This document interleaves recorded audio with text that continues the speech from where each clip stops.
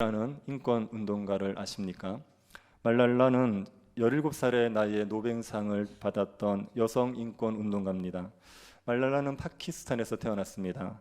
말랄라가 학교를 다닐 때 파키스탄에 있는 탈레반 조직들이 여성들이 교육을 받으면 안 된다. 그래서 학교를 파괴하고 학교 다니는 여자아이들에게 테러를 저질렀습니다. 말랄라가 그것을 보고 마음에 분노가 일어서 견딜지를 못해서 그 사실을 영국의 BBC 방송국의 블로그에다가 올리기 시작했습니다. 이 탈레반 세력들이 어떻게 여자들을 탄압하고 있는지를 자세하게 올렸지요. 그 글이 많은 사람들에게 알려지면서 수천만 명이 그 글을 보게 되었고, 그것 때문에 탈레반이 많은 비난을 받았습니다. 그러자 탈레반 세력들이 화가 나서 말랄라를 위협합니다. 계속 그렇게 하면 너를 해치겠다, 이렇게 위협을 했습니다. 그런데도 그 어린 말랄라가 그걸 굴하지 않고 계속 글을 올렸습니다. 오늘 학교에서 돌아오는 길에 스쿨버스에 탈레반 그 요원이 탑승을 해가지고 말랄라를 찾습니다. 누가 말랄라냐? 그래서 말랄라가 내가 말랄라라고 얘기하니까 와서 그 아이의 얼굴에 대고 총을 쏩니다. 그 총알이 이마와 얼굴과 목을 관통해서 척추에 박혀버렸습니다. 그때 말랄라의 나이가 15살이에요. 15살 아이의 그 얼굴에다가 총을 대놓고 쏜 겁니다. 말랄라가 급하게 후송이 되고 또 영국으로 가서 치료를 받아서 기적같이 목숨을 건집니다.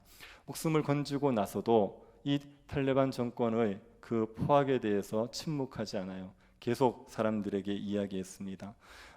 탈레반 세력들은 계속 또 위협을 했어요. 계속 얘기하면 아버지와 딸을 같이 죽여버리겠다. 그렇게 위협해도 굴하지 않고 유엔에 가서도 여성 아이들이 교육을 받아야 된다는 연설을 합니다. 그것 때문에 17살에 노벨 평화상을 수상하게 되었습니다.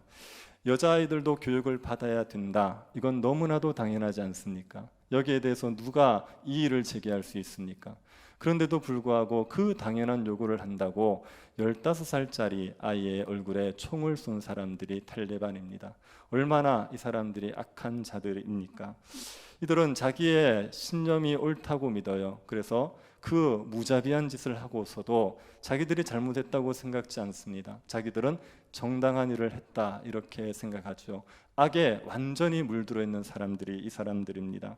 악에 완전히 물들어 버린 그런 권력자들 있지요. 그런 권력자들 밑에서 고통당하는 사람들이 있습니다. 지금 아프가니스탄이 탈레반이 장악하지 않았습니까? 탈레반이 장악하고 나서 12살 이상의 그 여자아이들을 학교를 못 가도록 휴교령을 내렸습니다. 그러고 나서 학교를 갈 수 있는 조건으로서 눈만 보이고 나머지는 다 가리는 니캅을 쓰고 그러고 나서 학교를 가도록 허용을 내렸습니다. 학교 안에서는 남자와 여자들이 철저하게 분리가 돼야 됩니다. 교실을 달리해야 되고 교실을 달리할 수 없으면 중간에 커튼을 쳐야 됩니다. 그리고 남자아이들이 먼저 학교를 하고 난 이후에 여자아이들이 학교를 해야 됩니다. 같이 부딪히지 못하게 하기 위해서. 여성들의 스포츠를 완전히 금지시켜 버렸죠.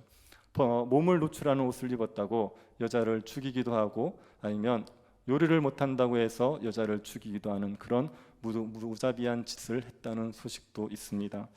이런 악한 정권에 의해서 고통을 당한다면 그러면 어떨 것 같습니까? 이런 사람들 밑에서 살아가야 된다. 어떤 마음이 들겠습니까? 악한 자들에게 시달리게 되면 제일 처음에 보이는 반응은 저항입니다. 그 악의 세력들을 견디지 못해서 저항하고 그 악의 세력들을 꺾기 위해서 애쓰죠. 그런데 아무리 노력을 해도 악의 세력들이 경고하면 그 다음에는 절망하게 됩니다. 자신의 힘으로 바꿀 수 없다는 생각 때문에 자포자기하고 절망에 빠지게 되죠. 이세벨이 악하게 굴 때 그 이세벨의 정권 하에서 엘리사도 절망하지 않았습니까? 그래서 모든 것들을 내던지고 죽기를 하나님 앞에 청했던 적이 있지 않습니까? 악의 세력들에게 고통을 겪게 되면 그 악의 세력들이 경고해서 바뀌지 않을 것 같으면 절망하는 마음을 가지게 됩니다. 악한 정권으로 인하여서 고통을 당하지 않더라도 우리 주위에 악한 자들이 있을 수 있습니다. 악한 자들이 조금의 개선의 여지도 보이지 않는, 자기의 잘못을 인정하는 것이 조금도 없고 자기는 완전히 옳다고 생각해서 악을 지속적으로 행하는 그런 자들이 있을 수 있죠. 그런 자들에게 시달림을 받으면 그러면 우리는 굉장히 괴롭고 절망에 빠지게 됩니다. 가족 중에 악한 자들이 있어 보십시오. 직장에 악한 자들이 있어 보십시오. 교회 속에 악한 자가 있어 보십시오. 그러면 우리가 얼마나 절망하게 되겠습니까? 그럴 때 우리가 묵상할 수 있는 시편이 이 36편입니다. 시편 36편은 악한 자들에게 고통을 받는 그 의인들이 하나님의 구원을 간구하는 내용입니다. 시편 36편을 세 단락으로 딱 나눌 수 있습니다. 1절부터 4절은 악인들이 어떤 사람들인지를 묘사하는 내용입니다. 그리고 5절부터 9절까지는 하나님에 대한 찬양입니다. 하나님이 어떤 분인지를 고백하는, 하나님을 높이는 그런 찬양입니다. 그리고 10절부터 12절이 악인들에게서 건져달라는 기도를 하는 내용입니다. 이 시편 36편에 우리가 제일 끝부분인 기도, 다윗이 어떻게 기도하는지를 먼저 한번 살펴보시지요. 10절을 한번 보시겠습니까? 주를 아는 자들에게 주의 인자하심을 계속 베푸시며 마음이 정직한 자에게 주의 공의를 베푸소서. 여기 보면 주를 아는 자들이 나오지요. 주를 아는 자들이라는 것은 하나님에 대해서 아는 사람들이 아니라 하나님을 아는 사람들입니다. 하나님이 어떤 분이야 이렇게 들어서 아는 사람들 말고 하나님을 경험해서 아는 사람들. 여러분, 하나님은 선하십니까? 그 하나님의 선하심을 맛본 사람들이에요. 하나님이 얼마나 선하신지를 맛봐서 하나님은 선하십니다 이렇게 고백할 수 있는 사람입니다. 하나님은 전능하시죠? 그 하나님의 전능하심을 맛보아 알아서 하나님이 전능하십니다 이걸 마음으로 고백할 수 있는 사람들, 그런 사람들을 주를 아는 자들 이렇게 얘기합니다. 이 주를 아는 자들에게 무엇을 베풀어 달라고 말하죠? 주의 인자하심을 베풀어 달라고 말합니다. 인자하심이라는 얘기는 쉽게 얘기하면 사랑이죠. 주를 아는 자들에게 하나님 사랑을 베풀어 주십시오 그렇게 이야기합니다. 그리고 마음이 정직한 자들을 이야기하고 있습니다. 주를 아는 자들, 마음이 정직한 자들은 같은 자입니다. 주를 아는 사람들은 마음이 정직할 수밖에 없습니다. 하나님을 아는데 어떻게 거짓을 행하고 어떻게 불의를 행하겠습니까? 하나님이 전지하시다면서요. 우리의 모든 것들을 다 아신다면서요. 우리의 마음도 꿰뚫어 보신다면서요. 그런데 그 하나님이 보시고 있는데 마음에서부터 거짓을 행한다? 이건 있을 수 없죠. 그래서 주를 아는 자는 곧 하나님 앞에 정직하게, 마음이 정직하게 행하는 자입니다. 이런 자들에게 뭐를 베풀어 달라고 말하고 있습니까? 공의를 베풀어 달라고 말하고 있습니다. 공의라는 얘기는 죄인들에 대해서는 벌을 내리고 의인들은 구원해 달라는 겁니다. 주의 마음에 정직한 자들에게 공의를 베풀어 달라는 얘기는 하나님 마음이 정직한 자들을 구원하여 주십시오. 하나님 앞에서 정직히 행하는 자들이 악인들에게 고통받지 않고 구원받게 하여 주십시오. 그렇게 간구하고 있는 겁니다. 11절도 한번 보시겠습니까? 교만한 자의 발이 내게 이르지 못하게 하시며 악인들의 손이 나를 쫓아내지 못하게 하소서. 교만한 자, 이 사람들은 악인들이죠. 그 교만한 자의 발이 나에게 이르지 못하게 해달라고 말합니다. 여기서 교만한 자의 발이 나에게 이르지 못하게 해달라는 것은 교만한 자가 나를 짓밟지 못하게 해주십시오 이렇게 간구하는 겁니다. 악한 자가 누군가를 짓밟는다 이 말은 악한 자가 그 사람을 이겼다, 그 사람에 대해서 승리했다 이런 의미가 있습니다. 여호수아서를 보면 여호수아가 가나안 중부 지역을 정복할 때가 있습니다. 그때 다섯 왕이 연합을 해가지고 이스라엘을 공격했습니다. 여호수아가 그 다섯 왕을 막벨라굴에 가두어 놓고 그 다음에 그 세력들을 진멸하고 다섯 왕을 다 끄집어내거든요. 그러고 나서 다섯 왕을 눕혀놓고 지휘관들에게 그 목을 밟으라 그래요. 지휘관들이 다섯 왕의 목을 딱 밟는 게 무슨 의미냐면 그 가나안 왕을 정복했다, 이겼다 이런 의미입니다. 그래서 상대의 목을 밟는다, 머리를 밟는다 이런 이야기는 상대를 이겼다, 승리했다는 겁니다. 악인들이 나를 밟지 못하게 하십시오 이 말은 하나님 악인들이 나에 대해서 승리하지 못하게 해주십시오, 그가 나를 이기지 못하게 하여 주십시오 그런 의미에서 말하고 있는 겁니다. 12 또 이렇게 얘기하죠. 악인들의 손이 나를 쫓아내지 못하게 하소서. 쫓아낸다는 표현은 전쟁에서 졌을 때 사람들이 쫓겨나가는 상황을 이야기하는 겁니다. 전쟁에서 지면 사람들이 집도 전토도 다 버리고 도망을 치지 않습니까? 그 상황을 쫓겨간다 이렇게 얘기하죠. 악인들이 나를 쫓아내지 못하게 해주십시오. 그 얘기도 악인들이 나를 이겨서 내가 쫓겨가는 일이 없게 해주십시오. 그렇게 간구하는 겁니다. 12절을 보십시오. 악을 행하는 자들이 거기서 넘어졌으니 엎드러지고 다시 일어날 수 없으리로다. 악을 행하는 자들이 넘어지는데 거기서 넘어졌답니다. 여기 말하는 거기서는 어딘지를 모르겠지요. 그런데 앞에 11절의 맥락이 전쟁터를 배경으로 하고 있습니다. 전쟁에서 이기지 못하게 해주십시오 이런 의미에서 하고 있기 때문에 거기서라는 말은 전쟁터를 이야기할 수 있습니다. 악인들이 전쟁터에서 넘어지게 해주십시오. 악인들이 전쟁에 패배하게 해주십시오. 그리고 다시는 일어나지 못하게 해주십시오. 이 말은 완전히 멸망시켜 주십시오. 악인들이 넘어져서 완전히 멸망할 수 있도록 그들을 심판하여 주십시오. 이렇게 간구하는 겁니다. 다윗이 지금 두 가지를 간구하고 있습니다. 하나님을 아는 자들, 마음이 정직한 자들은 구원하여 주십시오. 그리고 악인들은 넘어지고 완전히 멸망을 받게 해주십시오. 이걸 간구하고 있는 겁니다. 다윗이 멸해달라고 말하는 악인들, 그 악인들이 어떤 자들인지가 1절부터 4절에 묘사가 되어 있습니다. 1절을 한번 보십시오. 악인의 죄가 그의 마음속으로 이르기를 그의 눈에는 하나님을 두려워하는 빛이 없다 하니. 이 구절은요, 그냥 읽어서는 잘 이해가 안 되는 구절입니다.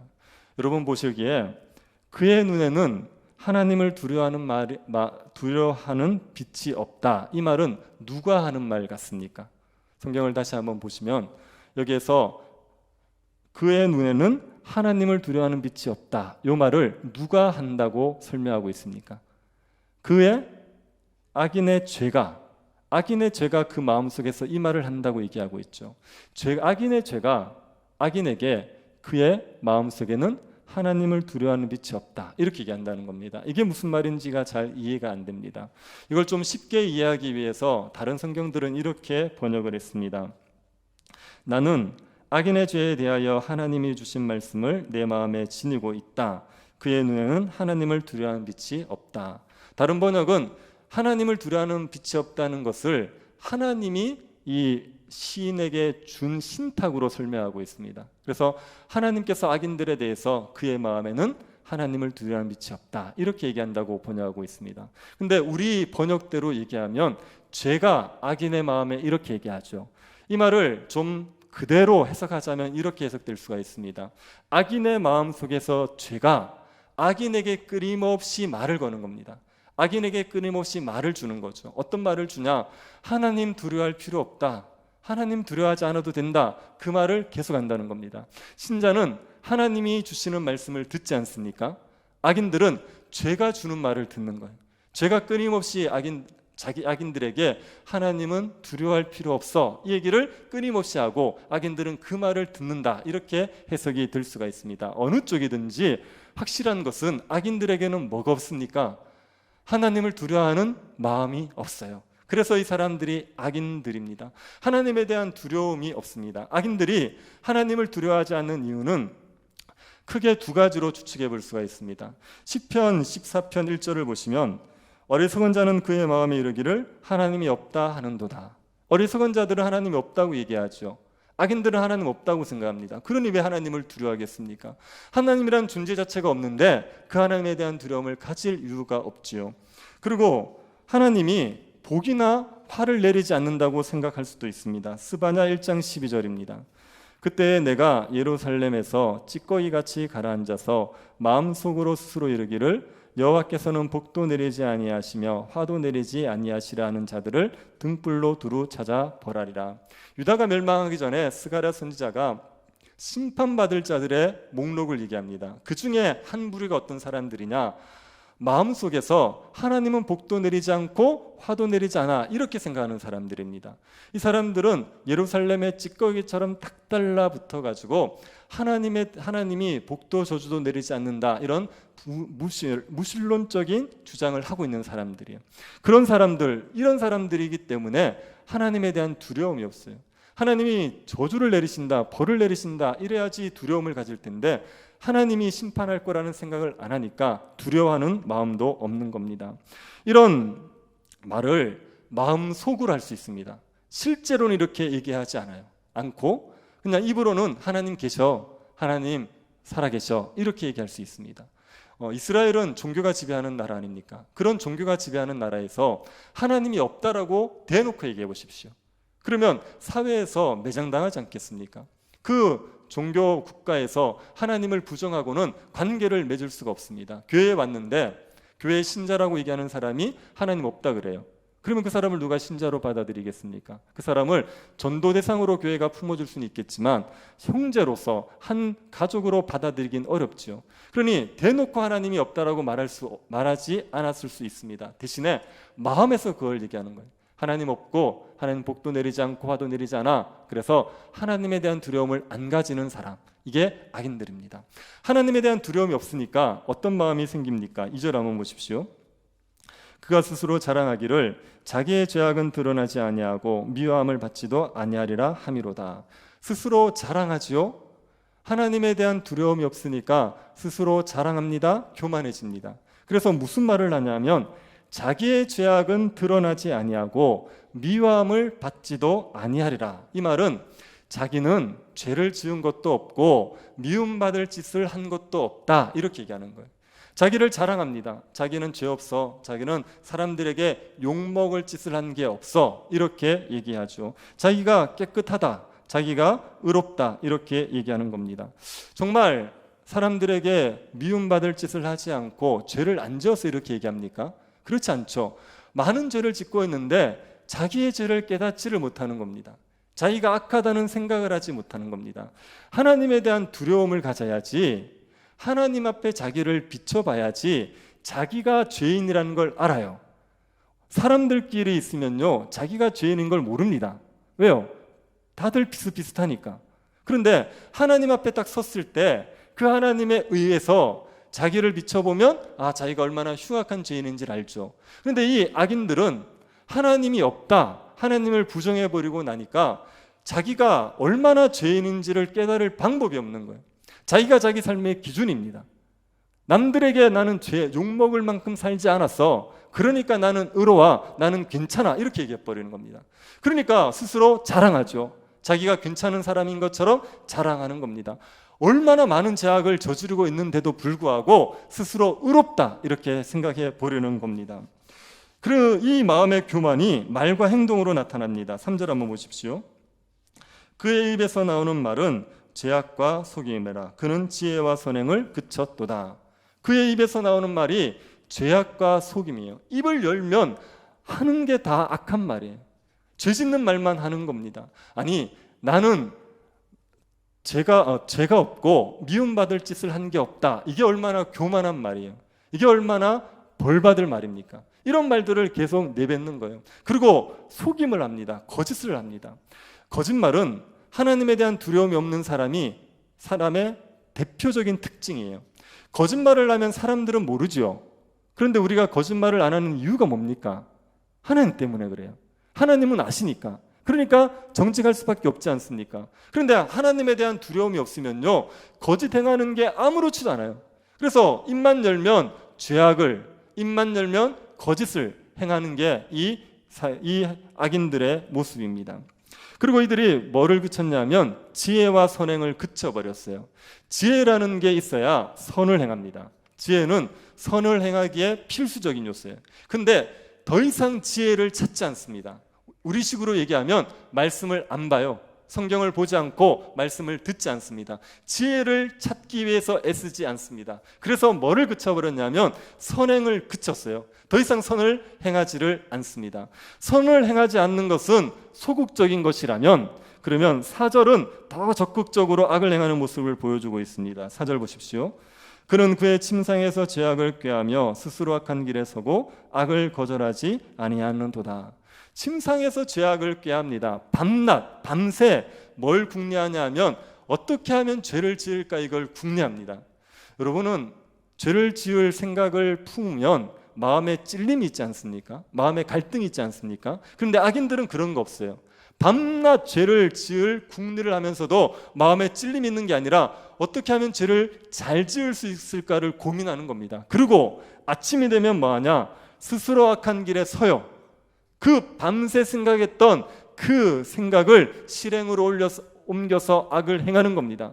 그 다음에 악을 거절하지 않습니다. 악을 행했지 않습니까? 그러면 양심의 찔림을 받아서 이러면 안 되겠다 이런 생각이 들어야 되는데 그런 생각 자체가 없어요. 그래서 악을 거절하지 않고 계속 그 악을 행하게 되는 겁니다. 이게 지금 악인들의 모습입니다. 악인들은 첫 번째로 하나님에 대한 두려움이 없습니다. 그러자 마음이 어떻게 됩니까? 교만해져 버립니다. 마음이 교만해지니까 무슨 일을 해요? 말이 죄악과 속임으로 나오는 거예요. 그리고 지혜와 선행을 그쳐버렸습니다. 그 다음에 밤낮 악을 행할 것을 궁리하고 악을 행하면서 꾸준히 악을 행하고 있는 겁니다. 이게 악인들의 모습이에요. 여러분, 이 모습이 시편 1편에서 묘사되고 있는 악인들과 유사하지 않습니까? 시편 1편 1절 한번 보십시오. 복 있는 사람들은 악인의 꾀를 따르지 아니하며 죄인들의 길에 서지 아니하며 오만한 자들의 자리에 앉지 아니하고. 지금 여기에서 죄의 발전 과정을 설명하고 있습니다. 제일 처음에 악인의 꾀를 따르는 게 첫 번째입니다. 죄의 유혹이 왔을 때 그 유혹을 받아들이는 것, 그게 첫 번째예요. 그 다음에 죄인의 길에 서지요. 이건 실제로 죄를 행한다는 얘기입니다. 그러고 나면 오만한 자의 자리에 앉습니다. 오만한 자의 자리에 앉는다는 얘기는 보통 유대교에서는 가르치는 사람이 자리에 앉아요. 그래서 오만한 자에 앉는다는 얘기는 죄를 다른 사람이 행하도록 유혹한다, 가르친다, 이렇게 되는 겁니다. 그래서 처음에는 죄에 대한 유혹을 자기가 받습니다. 그걸 받아들이고 나면 죄를 행하는 자가 되죠. 죄를 계속 행하다가 보면요, 다른 사람들에게 죄를 짓도록 유혹하는 자가 되어버려요. 이게 악의 발전 과정입니다. 이 악의 발전 과정하고 오늘 본문에서 얘기하는 이 악인의 모습이 유사한 거예요. 처음에는 마음에 하나님에 대한 두려움이 없어지는 것으로 시작합니다. 그러고 나면 마음이 교만해져 버려요. 자기는 의로운 존재다, 자기는 잘못하는 게 없다 생각합니다. 그러고 나서 말로 죄를 짓기 시작하고 지혜를 그칩니다. 선행을 행하지 않습니다. 그 다음에 밤새 악을 행할 궁리를 하다가 악을 행하고 나면 그걸 거절하지 않고 계속 악을 행하는 겁니다. 이게 이렇게 악에 완전히 물들어 버리는 모습, 이게 악인들의 모습입니다. 여러분, 혹시 우리 속에 하나님에 대한 경외함이 사라지고 있습니까? 그러면 타락이 시작되는 겁니다. 우리가 영적으로 타락하게 되는 첫 번째 단계가 하나님에 대한 두려움이 없어지는 거예요. 하나님에 대한 경외함을 가지고 막 하나님을 의식하고 살던 사람이 하나님에 대한 의식을 하지 않고 그냥 내가 내 삶의 주인이 되기 시작하면 그게 첫 번째 타락 과정입니다. 그 다음에 마음이 교만해져요. 누가 죄를 지적하면 싫어합니다. 자기는 죄인 아니래요. 자기는 의롭다고 생각합니다.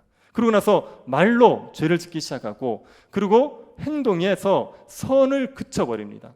열심히 선을 행하던 것 다 그쳐버리고 그 다음에 죄를 짓기 시작하는 거예요. 밤낮 죄를 궁리하고 죄의 길에 계속 서게 되는 겁니다. 이게 타락의 과정입니다. 지금 다윗이 이런 악인들을 상대하고 있습니다. 다윗이 묘사하는 악인은 개선의 여지가 있어 보입니까? 이 악인이 마음을 좀 돌이킬 가능성이 있어 보입니까? 자기가 죄를 지었다는 걸 인정해야지, 그래야지 회개라는 걸 할 거 아닙니까? 근데 이 사람은 자기의 죄에 대한 감각이 아무것도 없습니다. 자기는 의롭대요. 그리고 밤낮 악을 행할 궁리를 하면서 악을 행하면서도 자기의 죄를 조금도 깨닫지를 못합니다. 그러니까 조금의 개선의 가능성이 없는 거예요. 이런 악인을 지금 다윗이 상대하고 있는 겁니다. 그러면 어떤 마음이 들 수 있겠습니까? 이런 악인이 가까이 있어요. 이런 악인 때문에 계속 시달리고 있습니다. 악인을 좀 바꿔보려고 해도 도무지 개선의 여지가 없습니다. 그러면 어떤 마음이 들겠습니까? 이 절망이 찾아오는 거예요. 이 상태에서 계속 살아야 되냐? 정말 삶이 너무 지옥같이 괴로워지게 되는 겁니다. 그때 다윗이 절망하지 않고 하나님 앞에 간구한 거예요. 하나님, 의인들, 하나님을 아는 자들, 마음이 정직한 자들을 구원하여 주십시오. 악인들을 멸하여 주십시오. 이렇게 기도했습니다. 다윗이 어떻게 이렇게 기도할 수 있었냐 하면은 하나님에 대해서 생각하기 시작했어요. 하나님이 어떤 분이신지. 5절부터 하나님에 대한 묘사를 한번 보십시오. 5절입니다.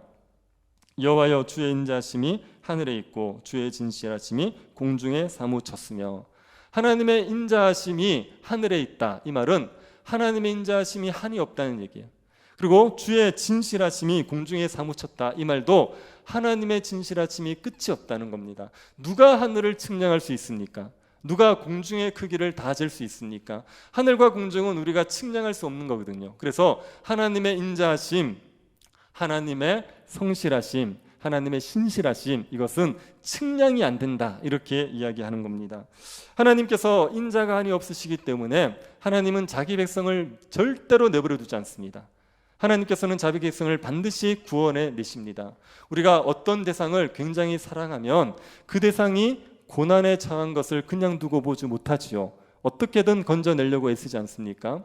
어떤 소녀는 자기의 애완견이 곰에게 이제 습격을 받으니까 곰과 싸워서 애완견을 구해냈다 그러더라고요. 그러니까 소녀도 자기 애완견을 너무 사랑하니까 곰과도 싸워내지 않습니까? 그래서 우리가 누군가를 굉장히 사랑하면 그 대상이 고통당하는 것을 그냥 두고 보지 못해요. 하나님은 인자하심이 크시거든요. 하나님은 성실하심이 한이 없으시거든요. 그러니까 하나님의 백성이 고통당하는 것을 참아두고 보지 못하고 반드시 건져내시게 되어 있습니다. 그리고 하나님은 공의로우신 분이죠. 6절 한번 보십시오. 주의 은은 하늘의 산들과 같고 주의 심판은 큰 바다와 같으니이다. 주의 의가 하나님의 산들 같다는 이야기는 주의 의로움이 절대로 변하지 않는다, 이렇게 얘기하는 겁니다. 산이 변하지 않는 것처럼 하나님의 의도 절대로 변하지 않습니다. 하나님께서 한번 악이라고 규정하면요, 영원히 악입니다. 하나님이 죄라고 얘기하면 그건 영원히 죄인 거죠. 하나님의 의는 결코 변하지 않습니다. 그리고 주의 심판은 큰 바다와 같습니다. 바다와 같다는 이야기는 노아의 홍수를 연상하게 만듭니다. 하나님께서 심판을 작정하시면 그걸 누가 막습니까? 하나님이 심판을 작정하시면 그걸 누가 피할 수 있습니까? 하나님의 심판은 그 누구도 피할 수 없다고 얘기하는 거죠. 하나님께서는 인자하시고 진실하셔서 하나님의 백성들을 반드시 구원해 내시는 분이시다. 하나님은 의로우셔서 죄에 대해서 반드시 심판하시는 분이시다. 이걸 지금 다윗이 묵상을 한 겁니다. 그래서 이 하나님이 사람과 짐승을 구해내십니다. 근데 어떤 사람을 구해내십니까? 7절 한번 보십시오.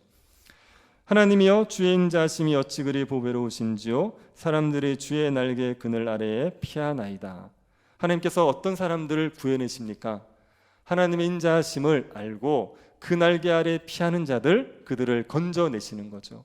하나님의 인자하심을 의지하는 자들을 하나님께서는 누구든지 건져내시게 되는 겁니다.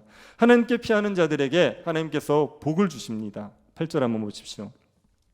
그들이 주의 집에 있는 살찐 것으로 풍족할 것이라 주께서 주의 복락의 강물을 마시게 하시리이다. 주의 집에 있는 살찐 것으로 풍족하다는 것은 성전에서 드리는 제사를 배경으로 하고 있습니다. 주의 집이 성전입니다. 그 성전에서 제사가 드릴 때 제사 중에 가장 좋은 부분을 하나님께 바치게 되어 있어요. 그 좋은 부분이 기름진 겁니다. 기름진 것은 하나님께 바칩니다. 여기서 주의 집에 있는 살찐 것으로 풍족하게 하신다는 것은 하나님의 그늘 아래 피하면 하나님께서 하나님의 집에서 가장 좋은 것을 먹여주신다, 이렇게 얘기하는 거죠. 주님 앞에 피하는 자들은 하나님께서 가장 좋은 것을 먹이셔서 배부르게 만들어 주시는 겁니다. 그리고 주께서 주의 복락의 강물을 마시게 합니다. 주의 복락의 강물이요, 기쁨의 강물이에요. 우리를 기쁘게 하는 물을 주셔서 우리가 그 강물을 마셔서 기쁨을 누리게 만들어준다는 겁니다. 주님의 인자하심을 믿고 그의 날개 아래 피하기만 하면 하나님께서 그의 집에서 가장 좋은 것으로 배불리 먹여주시고 기쁨의 강물을 마시게 하셔서 말할 수 없는 즐거움을 누리게 만들어 주시는 겁니다.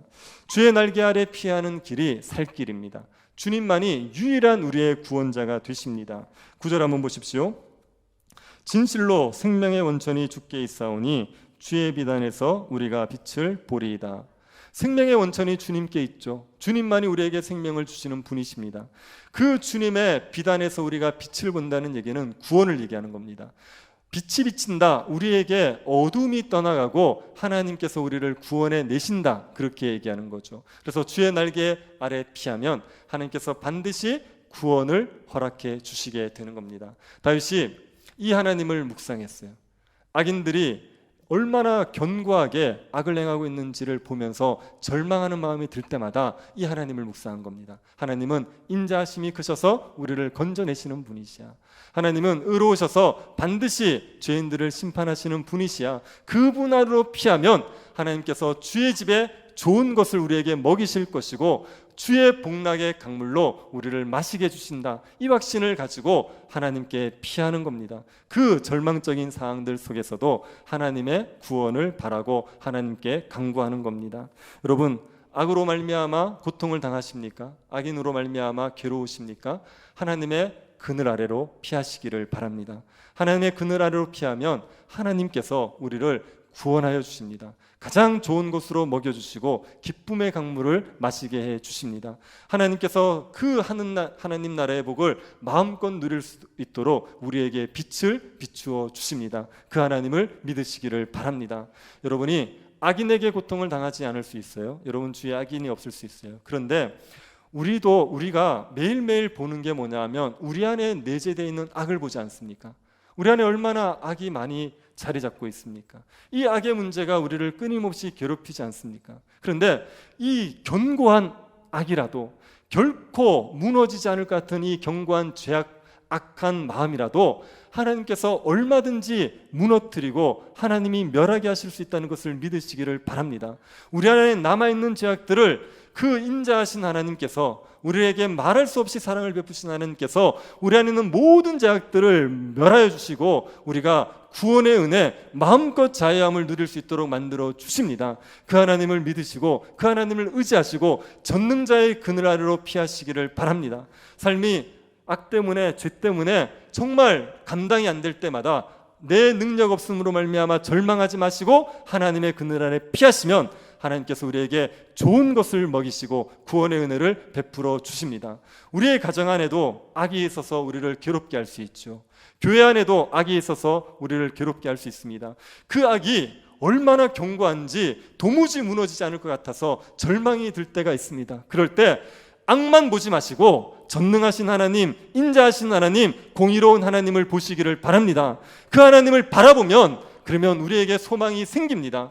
우리의 힘으로는 멸하지 못할 것 같은 악이라도 하나님께서 얼마든지 악을 멸하여 주시고 다시는 일어나지 못하도록 꺾어주실 수 있고 우리에게 구원의 은혜를 누리게 만들어 주실 수가 있습니다. 그 하나님을 믿으심으로 말미암아 주의 집에서 살찐 것으로 배부른 그런 성도들 될 수 있기를 축복합니다. 주의 집에서 복락의 강물을 마음껏 마시는 그런 성도들 될 수 있기를 간절히 바랍니다. 자비하신 하나님, 우리를 죄악 가운데서 건지시고 하나님의 백성 삼아주신 것을 감사드립니다. 여전히 하나님 남아있는 악들로 인하여서 우리가 고통을 겪지만 하나님의 인자하심을 의지하게 하여 주옵소서. 주의 그늘 아래 피하게 하여 주셔서 주님이 악을 멸하여 주시고 우리에게 구원을 베풀어 주시는 그 은혜를 누리며 살아가는 백성들 되게 하여 주옵소서. 우리의 삶에 남아있는 죄악으로 말미암아 절망할 때마다 우리가 하나님을 의지하여 간구하게 하여 주시고 주의 빛이 우리에게 비추어 줄 것을 소망하며 살아갈 수 있도록 은혜 베풀어 주옵소서. 걸어가신 예수님 이름으로 기도드립니다. 아멘.